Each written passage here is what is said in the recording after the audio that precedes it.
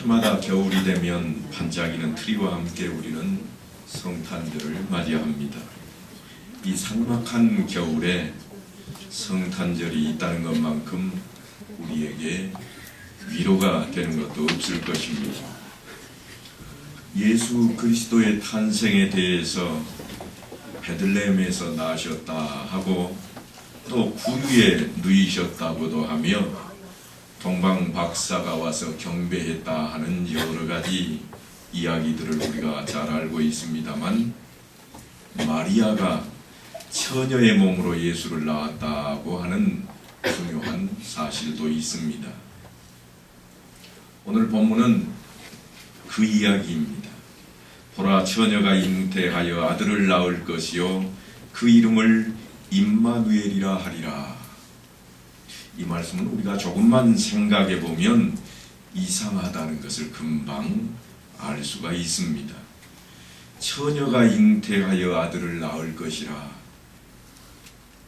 우리 생각으로는 시집 가지 않은 사람이 아이 낳으면 그쯤으로 생각하십니다만, 성경에 쓰인 이 처녀라 하는 이 단어는 남자를 전혀 알지 못하는 여자를 이야기합니다. 그때만 쓰는 단어가 지금 처녀라고 되어 있고요. 옛날 아주 오래전 성경에는 뭐라고 표현이 되어 있는가 하면 우리말로 쓸 말이 없으니까 아이가 잉태하여 아들을 낳을 것이요, 그렇게 맨 처음에는 이 부분을 해석해 놓은 적도 있었습니다.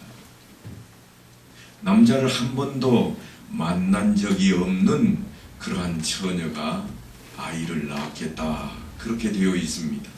그러니까 그 다음에 뒤이어서 우리가 생각나는 것이 뭔가 하면 놀라 자빠지겠네. 세상에 그런 일이 어떻게 있을 수나 있단 말인가, 말세지, 이런 생각하기 쉽고, 처녀가 아이를 낳다니 말이 되는 소리를 좀 해라, 이럴 수 있을 것입니다.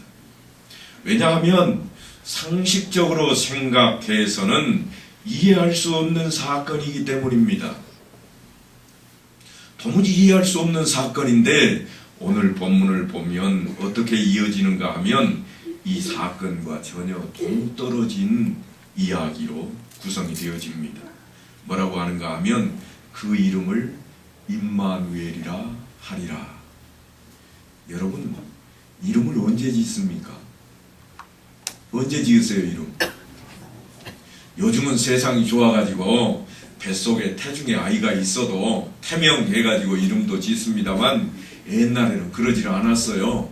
얼굴을 딱하니 보고 그럼 잘생겼네, 그러면 할아버지나 혹은 그 위에 누군가의 힘을 빌리고, 특히 동양에서는 장명가들의 힘을 빌려서 이름을 짓곤 했습니다. 오늘은 그쯤으로 여러분이 생각을 하셔야 됩니다. 그런데 이 임마누엘이라고 하는 뜻이 뭔가? 이름을 임마누엘이라 하리라 하고 해놓았는데 그 뜻을 보니까 하나님이 우리와 함께 계신다, 이랬습니다. 이와 같이 이름을 짓게 되는 배경이 있습니다. 그것은 이스라엘 역사를 우리가 조금 살펴봐야만 이해를 할 수 있는데요. 예수님이 태어나기 이전 800년 전쯤의 이야기로 좀 거슬러 올라가야 합니다. 당시에는 이스라엘이 남북으로 둘로 나뉘어 있었습니다. 지금 이 세상에는 남북으로 갈린 나라가 우리나라만 있는데요. 그때에는 갈린 나라들이 많이 있었습니다. 서로 치고받고 싸우던 그런 시대니까요. 그런데 그때의 이스라엘이 남쪽에는 유다라 했고 북쪽에는 이스라엘이라 그렇게 불렀습니다. 북쪽 이스라엘은 여로보암이 나라를 세운 이후로 왕조가 자주 바뀌었습니다. 왕조가 바뀐다, 그 말은 우리나라 말로 하자면 역성혁명이 일어나는 겁니다. 다른 성씨가, 다른 자손이 왕이 되어버리는 그런 일들이 많이 있었습니다. 그런데 남쪽 유다는 다윗으로부터 시작해서 솔로몬으로 이어지는 그 대를 이어서 끝까지 갑니다. 그래서 사실은 북쪽에는 왕조가 여러 번 바뀌기는 했지만 그런 가운데에도 선한 왕은 한 사람도 없었습니다. 악한 왕들만 있었습니다. 하지만 남쪽은 한 가문에서 끝까지 왕이 되었지만 종종 선한 왕들이 등장하기도 했습니다. 그 대표적인 인물이 누군가 하면 요시야 왕과 히스기야 왕입니다. 그런데 이 나누어진 남북 왕조가 사이가 우리나라만큼이나 안 좋은 거예요. 우리나라도 얼마 전에 연평도에 갑자기 포탄이 날라와가지고 백성들이 그냥 혼비백산했던 그런 적이 있기도 했습니다만, 그와 같은 여건이 오늘 본문의 배경으로 등장을 하고 있습니다. 북쪽 이스라엘 왕조는 아람 사람들, 모압 사람들, 암몬 사람들, 그리고 에돔 사람들, 다시 말해서 그 주변에 있는 국가들과 늘 연합을 해가지고 자꾸 남쪽에 있는 유다를 넘보았습니다. 그렇다고 남쪽에 있는 유다는 자기들 힘만 가지고 있는가? 그게 아닙니다. 저 아래 멀리 떨어져 있는 애굽이라고 하는 나라를 등에 업고 같이 늘 맞부딪히는 그러한 모습을 치러왔습니다. 오늘 본문은 이사야 7장의 말씀을 그대로 배경으로 삼고 있는데요. 북쪽 이스라엘 베가 왕이 아람 나라의 르신 왕과 연합해가지고 유다 왕국을 쳐들어왔습니다. 그런데 어느 정도나 심각했는가 하면 이사야서 7장에 보면 어떤 사람이 다윗의 집에 알려 이르되 아람이 에브라임과 동맹하였다 하므로 왕의 마음과 그의 백성의 마음이 숲이 바람에 흔들림같이 흔들렸더라. 이렇게 되어 있습니다. 숲이 바람에 흔들리는 것 같더라. 여기 나오는 에브라임이라 하는 이 말은 이스라엘 나라의 별칭입니다. 이스라엘 나라는 별칭이 좀 여러 개 있습니다. 때로는 사마리아라 그렇게 부르기도 하고, 때로는 이스라엘이라 부르기도 하고, 이처럼 에브라임이라고도 부르기도 합니다. 그런데 이 이스라엘과 아람이 연합군이 되어서 쳐들어온다고 하는데 유다가 혼비백산을 하고 있습니다. 유다는 당시 아하스 왕이 다스리는 시대였는데 얼마나 혼비백산하는가 하면 숨이 그냥 멎을 정도로 숲이 흔들려서, 여러분 태풍이 심하게 부는 날, 아니 요즘 겨울철에 한파가 몰아칠 때 바람 세게 불면 지붕 틈에 문 틈에 나는 소리가 들리시지요? 그 이상한 소리, 그 소리를 들은 겁니다. 등골이 오싹해져 가지고 있는 그 모습을 지금 담고 있습니다. 그래서 유다의 왕과 백성들이 갈피를 못 잡고 있습니다. 방법이 없습니다. 도저히 어떻게 해볼 도리가 없습니다. 바로 그때 하나님께서 이사야 선지자를 보냅니다. 그래서 이사야 선지자가 아하스 왕에게 와서 이와 같이 전합니다. 걱정하지 마라. 저 아람 왕 르신과 이스라엘 왕 베가로 인해서 걱정할 것 없다 그럽니다. 이사야서 7장 4절에 보니까 그에게 이르기를 너는 삼가며 조용하라. 르신과 아람과 르말리아의 아들이 심히 노할지라도 이들은 연기나는 두 부지깽이 그루터기에 불과하니 두려워하지 말며 낙심하지 말라. 이게 하나님께서 벌벌 떨고 있는 남쪽 유다 왕에게 전하시는 말씀입니다. 지금 저 북쪽의 군대가 강하게 마치 겨울바람처럼 휘몰아치고 있는데 그 앞에 대놓고 불에 타는 그러한 부지깽이 같다고 표현을 쓰고 있습니다. 막대기가 사실은요, 불에 타기 전까지만 해도 상당히 강합니다. 때로는 회초리로 사용을 할 수도 있고, 때로는 뱀이나 무슨 짐승을 처리할 때도 막강한 힘으로 우리의 무기로 사용할 수 있습니다. 그런데 그것이 다 타버리고 끄트머리만 조금 남은 부지깽이가 되면 더 이상 부지깽이 이외로도 써먹을 데가 없어서, 그것마저도 써먹기가 곤란하면 그냥 불타는 속에다 집어 던져버리고 마는 정도입니다. 연기 나는 두 부지깽이의 그루터기와 같으니, 여러분 그루터기는 또 어떤 겁니까? 위에 나무를 잘라내버린 밑동입니다. 그루터기 같다 그 말은 다 타버리고 뿌리만 남았다, 지금 그런 표현입니다.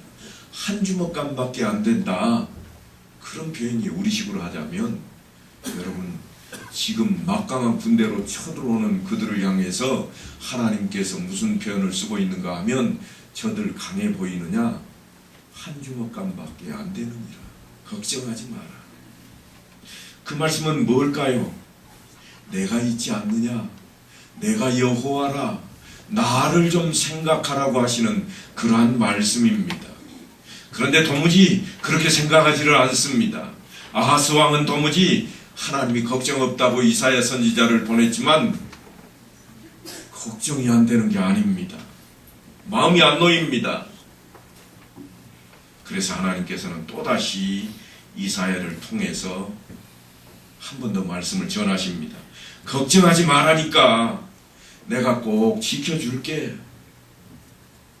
못 믿겠거든 네가 징조를 하나 좀 구해봐라, 그럽니다. 정 네가 나를 못 믿겠거든 네가 믿을만한 것 나한테 요청해봐라. 내가 보여줄게. 하나님께서 그렇게 말씀을 합니다. 전에도 제가 이 부분은 설교를 했던 적이 있습니다만, 아하스 왕이 참 재밌는 대목이 뭔가 하면 징조를 하나님 앞에 구하지 않습니다. 이사야 선지자를 통해서 전 못 믿겠거든 네가 나한테 한번 징조를 구해봐라. 여러분 예전에 사사기 할 때 징조를 구한 사람들이 종종 있었습니다. 하나님 내가 어찌 이길 수 있습니까? 그래 소뭉치 한번 가져다 놔봐라. 그래서 하룻밤 자고 났더니 이슬로 잔뜩 묻어있더니 그 다음번에는 거꾸로 주변에는 이슬이 잔뜩 있는데 소뭉치에는 물 한 방울 없는 그러한 징조를 구했던 것을 기억하실 것입니다. 그런 걸 구해보라고 하는 거예요. 그런데 아하스가 하는 말이 자기는 절대로 그런 것 구하지 않겠다는 겁니다. 아하스가 이르되 나는 구하지 아니하겠나이다. 나는 여호와를 시험하지 아니하겠나이다. 그냥 읽으면 아주 아하스가 신앙이 깊은 사람처럼 그렇게 느껴집니다. 내가 어찌 하나님을 시험합니까? 나 징조 안 구할랍니다. 나 그냥 하나님 믿으렵니다. 이런 표현으로 보입니다만 사실은 아주 재밌는 내용입니다. 하나님 못 믿겠다는 거예요. 신앙이 있는 게 아니라 정반대입니다. 이사야가 그래서 이렇게 그에게 다시 한번 이야기합니다. 다윗의 집이여 원하건대 들을지어다. 너희가 사람을 괴롭히고 그것을 작은 일로 여겨 또 나의 하나님을 괴롭히려 하느냐. 하나님이 구하라고 하는데 네가 왜 안 구하냐. 징조라도 좀 구해봐라 하는 이야기예요. 그런데 지금 이 유다 왕이 생각하기에는 뭔가 하면 기도해봐야 똑같다. 내가 기도해 안 해본 줄 알아? 소용없어. 기도해도 똑같던데 뭐 그러니까 나 하나님께 징조 안 구할 거야. 그런 이야기예요.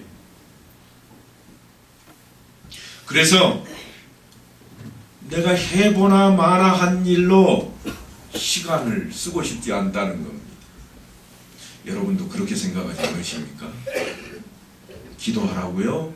에이 목사님 기도해가지고 될 것 같으면 내가 진직했지요. 기도는 목사님이나 좀 하시고 나는 그냥 내 방법대로 할게요. 이게 우리 생각 아닙니까? 지금 이 유다의 왕 아하스가 그 생각을 가지고 있는 겁니다. 나는 믿지도 않을 뿐만 아니라 되지도 않은 일에 내가 신경 쓸 시간조차 없습니다. 제발 좀 가만 놔두십시오. 이게 아하스의 이야기입니다. 그랬더니 하나님께서 대노하십니다. 좋다. 그러면 내가 그냥 징조를 보여주마.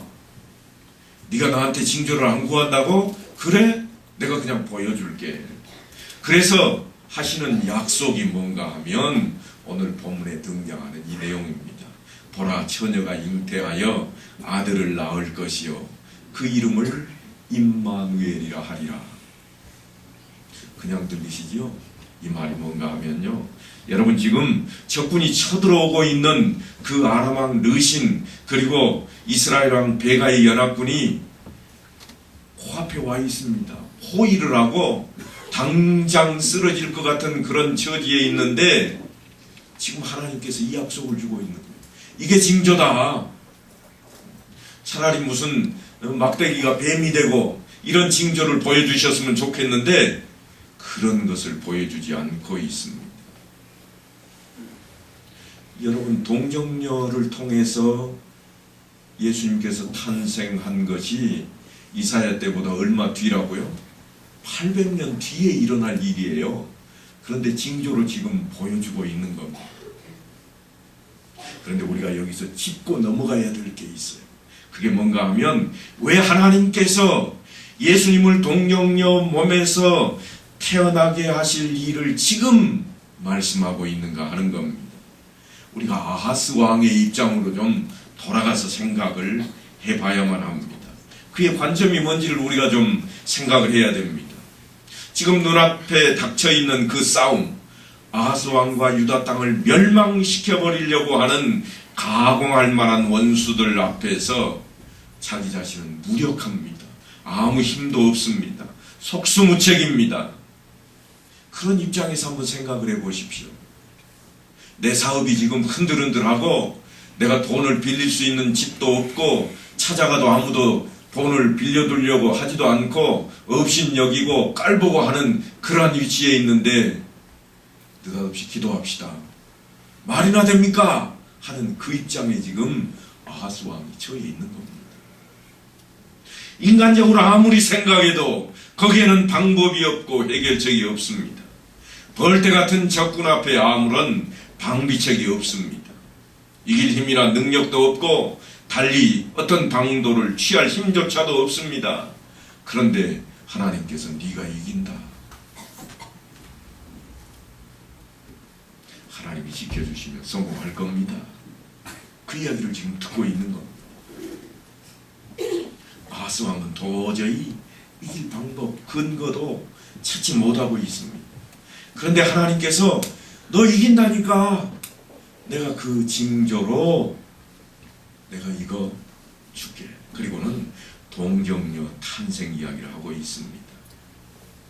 이 사건이 갖는 깊은 뜻이 뭔가 하면 지금부터 곰곰이 생각하셔야 됩니다. 처녀가 아이를 낳는 것과 싸워서 이긴 것과 어느 것이 더 쉬울까요? 여러분, 초등학생하고 청년하고 둘이 싸웁니다. 누가 이깁니까? 청년이 이기죠. 그런데요, 이 초등학생이 청년을 이길 그 경우하고 처녀가 한 번도 남자를 안 만난 처녀가 아들을 낳을 것하고 어느 게 더 쉬울 것 같아 보이세요? 황소가 뒷걸음 치다가도 무슨 일을 낸다고 꼬맹이가 이길 수 있다니까요. 잘 아시잖아요. 다윗이 물맷돌 가지고 누구를 이겼어요? 골리앗 이겼잖아요. 갑옷 다 차려입고 건장한 거구의 장수를 물맷돌 하나, 그것도 다윗이 당대의 소년이었습니다. 군인이 아니었어요. 군대에 끌려나갈 나이가 안 돼 있는 이 어린이가 물맷돌로 이겼다니까요. 그러니까 가능성이 있는 거예요. 지금 아하스 왕은 그 이야기를 알고 있습니다. 다윗이 자신들의 선종이기 때문에 잘 알고 있어요. 지금 하나님이 그 이야기하고 있는 겁니다. 처녀가 아들을 낳는 것하고 다윗이 골리앗을 이겼던 것하고 어느 게 더 쉬운 거냐 생각해봐라. 여러분, 이제 어느 게 더 쉽습니까? 여러분, 사업이 실패할 것처럼 간달간달하는 거, 성공하는 거하고 처녀가 아들을 낳는 거하고 어느 게 더 쉬우세요? 사업은 성공할 수도 있다니까요. 기회를 잘 만나면. 하나님이 지금 그 말씀하고 있는 겁니다. 처녀가 아들을 낳겠다고 하는 동정녀 탄생은 그 이야기예요. 에이, 세상에 그런 일이 어디 있어. 이런 이야기가 아니고 어느 게 더 쉽다고 생각하느냐? 네가 나 하나님을 그 정도로 생각하고 있느냐? 지금 그 말씀이에요. 오늘날 우리가 성탄절을 맞이하면서 그냥 기쁘다 구주 오셨네 박수치고 즐겁고 흥겹게 그냥 넘기고 있는 이 자리에 하나님께서 우리를 향해서 어느 게 더 쉬우냐? 너희가 세상 살아가는데 나를 하나님으로 믿고 살아가는 것과 대간절 어느 게 쉽다고 생각하느냐? 그렇게도 어렵느냐? 그렇게도 두려우냐? 이기지 못한다고 생각을 하느냐? 너희가 예수 안 믿고 사는 것이 정말 그렇게 힘들다고 생각하느냐? 처녀가 아들 낳는 것보다 더 힘드냐? 그 말씀을 지금 하고 있는 겁니다. 도저히 납득이 안 되는 처녀가 아이를 낳는 이야기가 그래서 등장하는 거예요. 그리고 하나님께서는 불가능한 그 일을 내가 네 앞에서 이루겠다 하고 선포하는 그 내용이 들여다보니까 처녀가 아이를 낳는 도저히 있을 수도 없고 불가능한 일도 내가 하는데 이 싸움을 이기게 해주겠다는 것을 네가 왜 믿지 않느냐? 여러분은 성경책을 펼쳐들고 늘 그런 말씀을 하시잖아요. 예수님께서는 왜 내 이름으로 구하라 그러면 다 주신다고 해놓고 안 주십니까? 세상에 그런 말씀이 어디 있습니까? 곰곰이 생각해 보십시오. 여러분이 어느 위치에 있는지. 아하스하고 다르지 않습니다. 우리도 아하스 왕과 똑같습니다. 세상에 그런 일은 안 생깁니다. 내가 여태까지 살아봤는데 그런 일 안 생깁니다. 내가 뭐 그런 일 가지고 까짓것 내가 그냥 하지 견뎌내지 기도 왜 합니까? 지금 그런 우리를 향해서 그런 아하스 왕을 향해서 하나님께서 이사야 선지자를 보내시고 하시는 말씀이 처녀가 아이를 낳을 것이라. 그 이름은 임마누엘이라고 하자. 하나님이 함께 계시겠다. 하나님이 함께 계시겠다고 하는 겁니다. 우리가 이 세상 살아가는데 나와 함께 하시겠다는 그 하나님의 음성을 이 시간 들으셔야 합니다. 예수님께서는 똑같은 이 말씀을 우리에게 뭐라고 그러시는가 하면 이렇게 말씀을 합니다. 낙타가 바늘기로 들어가는 것이 뭐보다 더 쉽다고요? 부자가 천국에 들어가는 것보다 더 쉬울 것이다. 여러분 낙타가 바늘기로 들어갈 수 있을까요? 없을까요? 없어요. 세상에 그런 바늘기가 어디 있습니까? 그런 바늘기가 어디 있어요? 그런데 부자가 천국에 그럼 전혀 못 들어가겠다는 이야기예요? 그것조차 믿지 않느냐 그 말이에요. 천국에 들어가는 일이 그렇게 어렵다고 생각하느냐? 그렇게 믿음이 없어가지고 그런 믿음 가지고는 낙타가 바늘기로 들어가는 것보다 더 힘들다. 생각을 바꿔라. 마음을 바꿔라. 내가 누구냐 그 이야기예요. 오늘 본문에서 하나님께서 내가 누군지를 생각하라고 하는 것과 똑같습니다.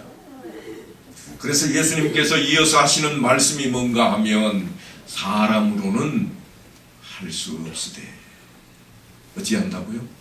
하나님으로서는 다 하실 수 있느니라. 아멘. 그 말씀입니다. 처녀가 아이를 낳을 것이라 잉태한다 이 말은 바로 그 말이에요. 사람으로는 할 수 없으되 하나님으로서는 하실 수 있다니까 그 말씀을 지금 하고 있습니다. 아하스가 지금 적군이 쳐들어와서 빙 둘러서가지고 풍전 등화의 위치에서 우리는 죽었다 하고 있는데 너희 괜찮아. 나를 믿기만 하면 괜찮아. 내가 함께 할 것이니까 괜찮다고 하는데도 믿지 못하는 그를 향해서 지금 하나님께서 확실한 근거로 처녀가 잉태하여 아들을 낳을 것을 네가 생각이나 해보겠느냐? 나는 그것도 할 수 있는 너의 하나님이라. 그리고 800년 후에 우리에게는 직접 그 사실을 인지시켜 주셨습니다. 우리가 그날을 지금 기념하는 날입니다. 여러분은 예수를 어느 정도 믿고 계십니까? 하나님을 어느 정도나 믿고 계십니까? 여러분이 믿음이라고 내가 믿는다고 하는 것이 어느 정도나 되십니까? 근거가, 뿌리가 완전히 바뀌어야 됩니다. 아하스와 같은 생각이 지금까지 내 안에 있었다면 이제는 확실하게 다 바꿔버려야 합니다. 그래서 오늘 본문에 등장하는 배경으로 있는 이 싸움이 담고 있는 깊은 뜻, 그리고 예수 그리스도의 탄생을 해마다 절기로 기념하고 누려하고 기뻐해야 합니다. 이것이 우리가 나누는 인사 속에 담겨 있는 겁니다. 우리 한번 좌우로 앞뒤로 인사하십시다. 메리 크리스마스. 메리 크리스마스.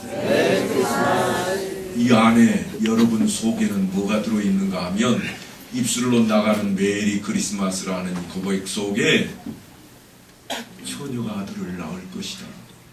그것보다 세상이 힘든 일이 어디 있느냐, 이게 딱 들어와 있어야 됩니다. 그래서 사람으로는 할 수 없으되 내가 믿는 하나님, 나와 함께 하시는 그 하나님은 내게 어떤 일이든지 다 해주실 수 있다고 하는 것입니다. 우리가 이 땅에 살아갈 때 제일 큰 위로와 확신을 얻어야 하는 부분이 바로 이 부분입니다. 왜 이것이 그렇게 중요한가 하면 오늘날 우리가 신앙의 길을 걸어가면서 당하고 있는 문제들을 한번 살펴보십시오. 우리가 지니고 있는 신앙, 그 믿음으로 이 세대를 이길 수 있을 것 같습니까? 주저앉기가 너무나도 쉽습니다. 우리를 향해서 우리를 삼키려고, 우리를 멸망시키려고 으르렁거리고 있는 성난 파도 앞에 서 있는 이력 편주와도 같고, 발톱을 갈고 있는 호랑이 앞에 서 있는 애롭고 나약한 어린아이와 같은 존재가 바로 우리 자신들입니다. 집에 조금만 큰 사건 하나 딱 벌어지면 아이고 웬 우환이냐, 하나님을 믿는 믿음은 사라지고 이리 뛰고 저리 뛰고 다른 일로 분주해져 버립니다. 우리는 모두 쳐들어오는 이스라엘과 아람의 군대 앞에서 어찌할 바 모르고 두려워 떨고 있는, 속수무책으로 전전긍긍하고 있는 나약하고 외로운 아하스 왕과 같은 존재들입니다. 내가 예수님 말씀대로 사는 것이 잘하고 있는 일인가? 내가 예수 믿겠다고 이러고 있는 것이 잘하고 있는 건가? 내가 안 믿었으면 더 잘 될 수 있는 것을 혹시 그런 생각하고 있지는 않습니까? 어찌 금년에는 사업이 조금 못한 것 같다. 왜 그러지? 아마 내가 예수 믿느라고 교회 나가는 시간에 돈을 덜 벌어서 그런가 봐. 어찌 올해는 우리 아이가 자꾸 아팠었고 이게 영 이상하다. 왜 그러지? 그래서 전보로 한번 가보고 세상으로 슬금슬금 한쪽 다리 걸쳐보고 이런 모습들이 우리에게 생겨나기 쉽다고 하는 겁니다. 바로 그 싸움, 그 갈등이 있는 사람에게 오늘 들려지는 말씀이 뭔가 하면 보라 처녀가 잉태하여 아들을 낳으리라. 네 생각에 그게 더 쉬우냐 이게 더 쉬우냐 그 말이에요. 처녀의 몸에서 아이를 낳게 하시는 그 하나님께서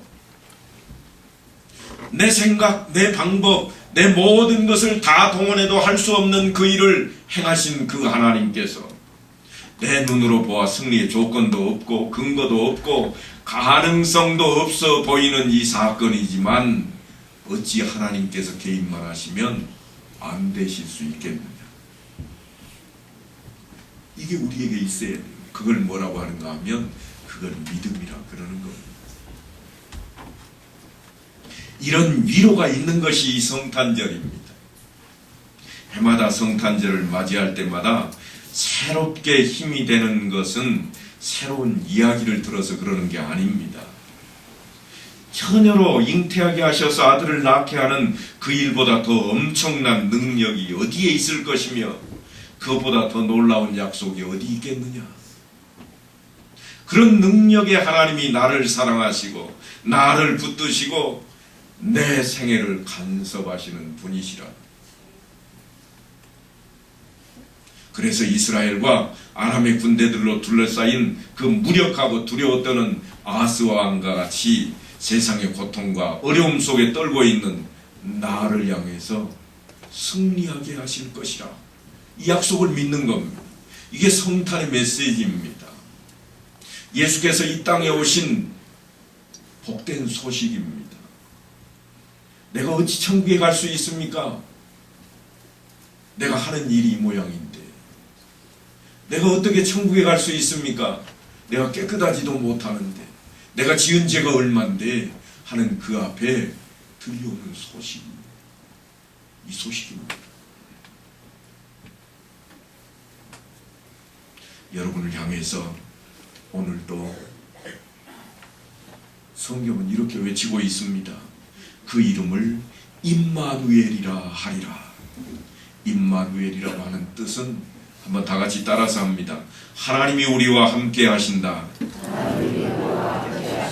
하나님이 나와 함께 하신다. 그렇습니다. 하나님이 나와 함께 하신다는 징표로 누구를 보내셨는가 하면 예수 그리스도를 보내신 겁니다. 믿으십니까? 예. 그게 믿음입니다. 하나님의 아들이라고 믿는 그 믿음, 예수님이 내 구세주라고 믿는 그 믿음, 그게 그 믿음이에요. 성탄절은 우리에게 그 의미를 가지고 있습니다. 그 하나님, 처녀가 아이를 낳게도 하시는 그 하나님이 나와 함께 하신다. 그러니 여러분 이제 힘을 내십시오. 용기를 가지십시오. 그리고 일어서십시오. 이 성탄절이 힘과 용기로 새로운 원동력을 얻는 그러한 귀한 절기가 되기를 간절히 축원합니다.